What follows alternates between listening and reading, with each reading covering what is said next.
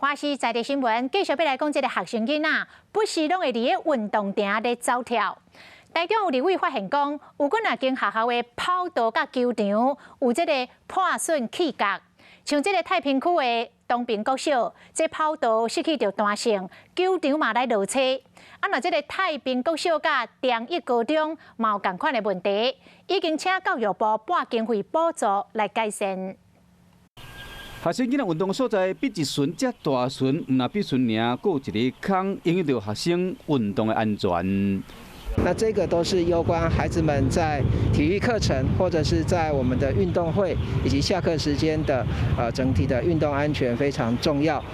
学校表示讲，这个运动场10年前有翻修过，不过年久卫生全咧害了，这对囡仔来讲有真大的伤害，尤其是东面国小，因为电竞成绩袂歹，希望讲有一个好的场所，互因会使好好练习。